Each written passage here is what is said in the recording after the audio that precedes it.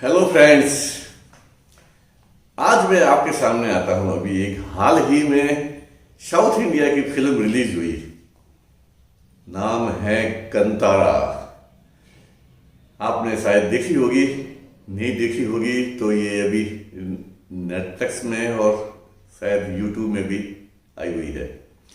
तो कंतारा फिल्म मूल रूप से फॉरेस्ट लैंड पर आदिवासियों द्वारा एनक्रोचमेंट के मसले पर बनी हुई है। क्योंकि ये फिल्म है तो इसमें है मसाला तो है ही। तो मैं आज इस कंतारा फिल्म की समीक्षा फॉरेस्ट पॉइंट ऑफ व्यू से करना चाहता हूं। तो सुनिए और अंत तक देखिए वीडियो। और मेरे मोस्टली सब्सक्राइबर फॉरेस्ट ऑफिसर्स और फॉरेस्ट कर्मी हैं। यदि कोई फॉरेस्ट ऑफिसर या फॉरेस्ट कर्मी रह गए हैं मेरे चैनल को सब्सक्राइब करने से, तो वे सब्सक्राइब जरूर कर दें। तो ज़्यादा समय न लेते हुए अब मैं आता हूं साउथ इंडियन मूवी जो हिंदी में डब की हुई है, कंतारा। इस कंतारा फिल्म में मूल रूप से फॉरेस्ट लैंड पर जो आदिवासियों द्वारा एनक्रोचमेंट किया जाता है, उस एनक्रोचमेंट के सिलसिले में फॉरेस्ट डिपार्टमेंट को क्या परेशानियां आती है, वो कैसे जूझते हैं, वो क्या हमले सहन करते हैं।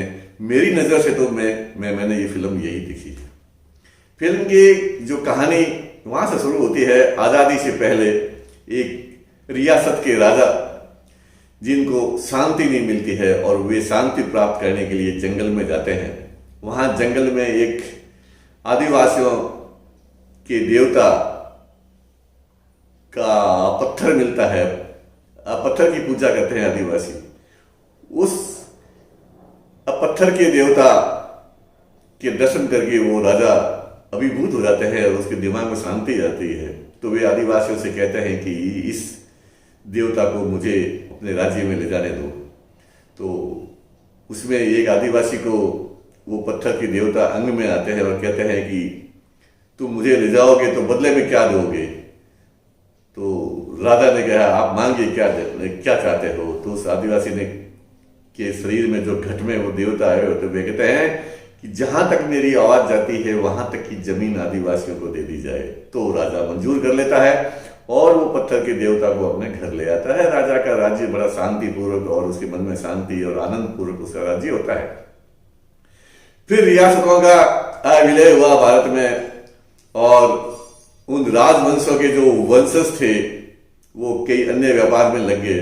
तो उनका एक वंशज आता है गांव में आदिवासियों के पास कि मेरी जो करोड़ों की जमीन आपको जो दान में दी थी मेरे पिता ने, वो जमीन आपकी नहीं है, वो मेरी है, वो मैं उसको लूंगा। क्योंकि आजादी से पहले जमीनों की कीमत नहीं थी। जमीनों की कीमत तो जब आजाद हुआ देश और विकास के राह पर चला तब जमीनों की कीमतें बढ़ी। तो उनको याद आया कि हमारे पूर्वजों ने जो जमीन दान दी थी वो वापस ली जाए, क्योंकि वो संपत्ति करोड़ों की संपत्ति है। तो आदिवासी नहीं माने तो उसने कोर्ट में सूट किया जमीन प्राप्त करने के लिए। और एक दिन वह राजवंशज कोर्ट की सीढ़ियों पर खून की उल्टी करते हुए मर जाता है।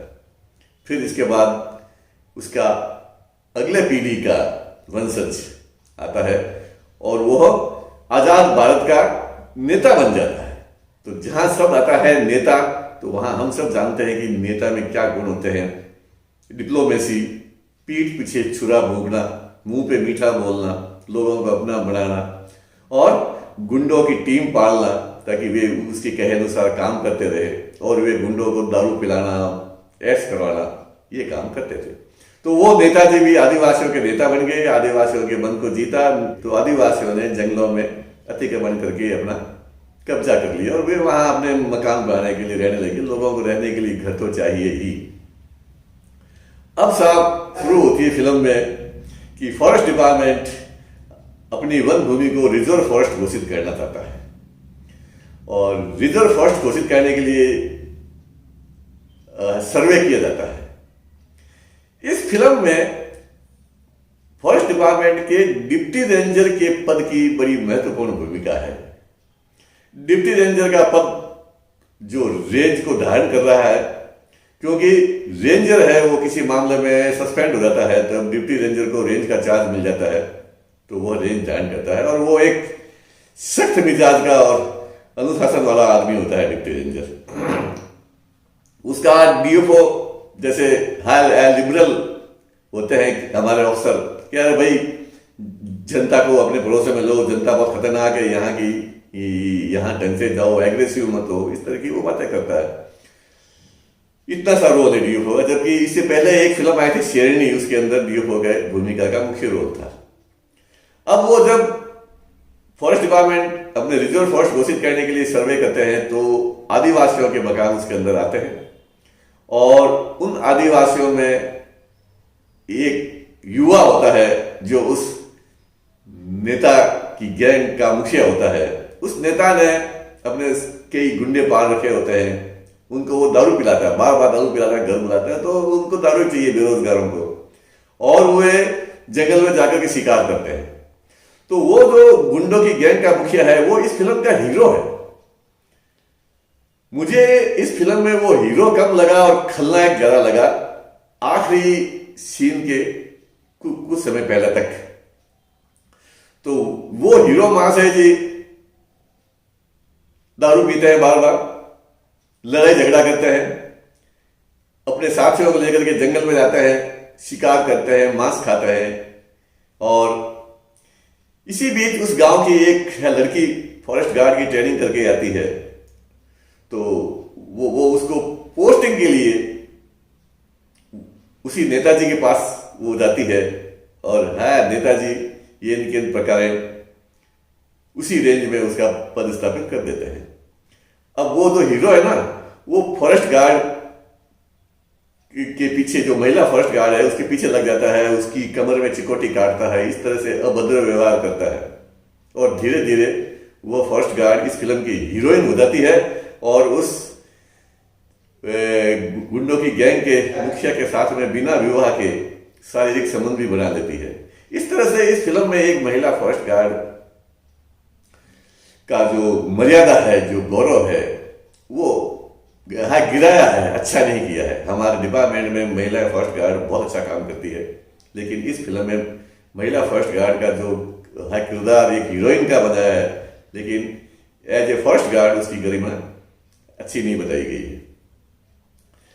फिर इसके बाद सिलसिला होता है साहब, वो डिप्टी रेंजर बड़े कड़क और अनुशासित व्यक्ति होते हैं, कर्तव्यनिष्ठ होते हैं, और वो उस फॉरेस्ट को रिजर्व फॉरेस्ट घोषित कराने के लिए अतिक्रमणों को हटाने के लिए प्रयास करते हैं।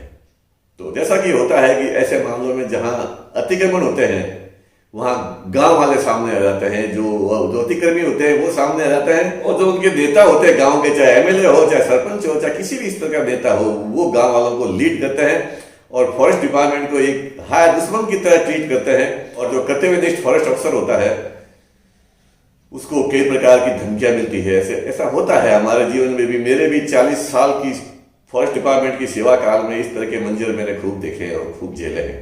तो चलो साहब फिल्म की ओर मुड़ते हैं वापिस। तो वो जो नेताजी है राजवंश के वंशज, वो गांव वालों को उस रेंजर के खिलाफ भड़काते हैं। तो गांव वाले कहते हैं साहब इसकी यहां से बदली करवा दो। तो नेताजी कहते हैं कि भाई बिना किसी दोष के, आरोप के हम ये नहीं कर सकते हैं। तो जो फिल्म के हीरो होते हैं वो कहते हैं साहब इसके ऊपर दोष लगवा दो। तो फिर वो गैंग जो होती है, गुंडों की गैंग होती है, वो जंगल में जाकर के पेड़ काटती है, नुकसान पहुंचाती है, ताकि उस डिप्टी रेंजर के खिलाफ शिकायत की जा सके। इस सिलसिले में वे एक पेड़ काट रहे होते हैं और वहां से वो फॉरेस्ट डिपार्टमेंट की टीम डिप्टी रेंजर के नेतृत्व में गश्त करती हुई जीप जाती है और वो पेड़ उसके ऊपर गिरा दिया जाता है और वे बड़ी बुरी तरह से जख्मी हो जाते हैं, वे घायल हो जाते हैं। तो और भी कई बार जब वो फॉरेस्ट सर्वे के लिए आते हैं गांव में, तो वही हीरो मास है जी, और वो गांव वाले उनकी बेइज्जती करते हैं, उनके कार्य में बाधा पहुंचाते हैं, जैसा कि फॉरेस्ट डिपार्टमेंट अक्सर ऐसा आज तक झेलता आया है। इस फिल्म में भी दिखाया है। क्योंकि फिल्में वर्तमान समय का आईना होती है, इसलिए इस फिल्म में ये भी दिखाया गया है। अंततः जब वो फॉरेस्ट अफसर और वे कर्मचारी घायल हो जाते हैं, हॉस्पिटलाइज होते हैं, तब पुलिस केस होता है। तो वे महाशय जी हीरो जो होता है वो भाग जाता है जंगलों में उस नेताजी के कहने पे, और वो जो हीरोइन होती है फॉरेस्ट गार्ड, अब वो दुविधा में फंस जाती है। एक तरफ उसके रेंज ऑफिसर और उसका कर्तव्य, और दूसरी तरफ उसका जो प्रेमी, जो गुंडा किस्म का आदमी होता है, उसके साथ लगाओ।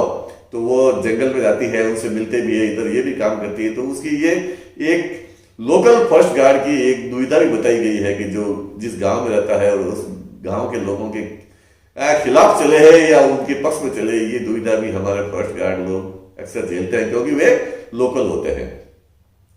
अल्टीमेटली इस फिल्म में वो जो नेताजी होते हैं, वे आदिवासियों के एक है गुरु को लालच देते हैं कि अब की बार जो तुम्हारे धार्मिक मेला हो, तब उस धार्मिक मेला की भूमिका में जब तुम्हारे अंग में वो तुम्हारे देवता आए, तब बोल देना कि ये जमीन राजा की थी और ये राजा को दी जाए, ऐसा बोल देना। तो वो जो है गुरु, आदिवासियों के गुरु, ये इसमें हामी नहीं भरता है कि साहब उस समय मैं नहीं बोलता हूं, मेरा देवता बोलता है। तो वो नेता कहता है कि देवता के बोलने से पहले तुम एक्टिंग करके बोल देना ऐसा। तो वो मना करता है। तो वो नेता उस गुरु की चाकू मार के हत्या कर देता है और उसकी डेड बॉडी को जीप में ला करके गांव में पटक देता है और बोलता है कि वो डिप्टी रेंजर ने इसकी हत्या की है और जीप से ला करके गांव में डाल दी है। और गांव वालों को फॉरेस्ट डिपार्टमेंट के खिलाफ भड़काते हैं, उस डिप्टी रेंजर के खिलाफ भड़काते हैं। वो डिप्टी रेंजर बहुत ही सख्त और इंटेलिजेंट होता है। अल्टीमेटली वो अपनी इंटेलिजेंसी से इस राज का पर्दाफाश कर लेता है कि उस गुरु की हत्या इन नेताजी ने की है, और वो गांव वालों को ये बता देता है कि गुरु की हत्या नेताजी ने की है। फिर गांव वाले उस नेताजी के अगेंस्ट में रहते हैं और वो नेताजी अपनी पूरी गुंडों की फोर्स लेकर के गांव वालों पे हमला करता है। उसमें हीरो फिर नेता से लड़ता है। अब उसकी हीरो की भूमिका थोड़ी बहुत शुरू होती है। अल्टीमेटली वो हीरो मारा जाता है, लेकिन उसके देवता अंग में आते हैं तो वो वापिस एक बार जीवित हो जाता है और अपना खूंखार रूप दिखाता है और उनको नेताजी को भी मार देता है। इस तरह की ये फिल्म है। लेकिन फॉरेस्ट पॉइंट ऑफ व्यू से इस फिल्म में फॉरेस्ट लैंड पर आदिवासियों द्वारा जो एनक्रोचमेंट किया जाता है उससे निपटने के लिए एक डिप्टी रेंजर की भूमिका बहुत अच्छी तरह से पेश की है।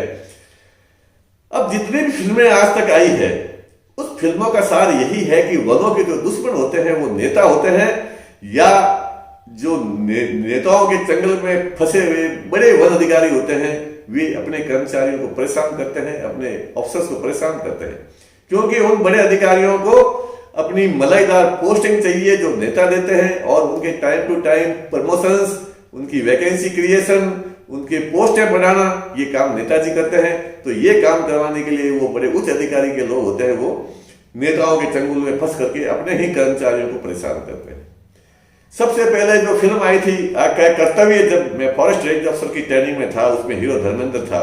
उस कर्तव्य में एक फॉरेस्ट रेंज ऑफिसर की भूमिका बहुत अच्छी धर्मेंद्र ने निभाई है, जो देखने लायक है। इसके बाद एक टेलीफिल्म आई थी पपीहा। उस पपीहा में सहायक वन संरक्षक की भूमिका बहुत अच्छी है। वह एक एनजीओ से लड़ता है। हमारे डिपार्टमेंट में एक एनजीओ की भी बहुत बड़ी बीमारी है जो फॉरेस्ट अफसर का मोरल डाउन करने में पीछे नहीं छूटती है। तो पपीहा फिल्म में वो एसपीओ जो सहायक वन संरक्षक होते हैं, वो उसका एक एनजीओ से संघर्ष बताया गया, अच्छी भूमिका है। उसमें मिलन गुना जी ने अच्छी भूमिका निभाई है। इसके बाद अभी हाल ही में एक फिल्म शेरनी आई थी। उस शेरनी में विद्या बालन ने डीएफओ का रोल किया है, बड़ा अच्छा रोल किया है और अच्छी भूमिका निभाई है। और इसके बाद ये फिल्म आई कंतारा आई, जिसके अंदर डिप्टी रेंजर की भूमिका बहुत अच्छी है। और ये तो कुल मिलाकर के इस फिल्म में आदिवासियों के अंधविश्वास को भी खूब दिखाया है। पूर्व राजाओं के जो जागीरी का जो लालच है आजादी के बाद, वो भी दिखाया गया है। अच्छा, वो जो नेताजी है, उस नेताजी जो राजवंश का नेता है, वो उसके एक बेटा होता है जो अपंग और पैरालाइज्ड किस्म का होता है। फिर और वो नेता अपने उस पैरालाइज्ड बेटे को भी बताता है कि ये जमीनें ऐसी थी, हमारी थी नहीं, या आदिवासी को दे दी नहीं, हमारी है। तो वो उनके जो थोड़ा सा पारिवारिक दृश्य भी दिखाया गया है। और फॉरेस्ट डिपार्टमेंट में जो रेंजर के प्रभारी रेंज ऑफिसर की बहुत अच्छा रोल बताया है कि वो कितना संघर्ष झेलता है, कितने गांव वालों का सामना करना पड़ता है, उसको अपने अफसरों से नसीहत सुननी पड़ती है और गांव वालों के हम लोग को भी झेलना पड़ता है, चोट भी उसको खाने को मिलती है। ऐसी चीजें मेरे सर्विस काल में 40 काल, मेरे सर्विस काल जो 40 साल का रहा है, मैंने अच्छी तरह से झेला है। और इसलिए मैंने सोचा कि इस फिल्म की समीक्षा की जाए। इसके अलावा इस फिल्म में नेता के कुकर्म भी अच्छी तरह से दिखाए गए, उनकी गुंडों की गैंग भी अच्छी तरह से दिखाई गई है। लेकिन थोड़ा दुख हुआ है कि हमारे महिला फॉरेस्ट गार्ड की भूमिका में उसकी गरिमा को थोड़ा हीरोइन के रूप में कम किया है, जो इसको नहीं कहना चाहिए। तो साथियों, ये फिल्म आप देखिए, जरूर देखिए। धन्यवाद।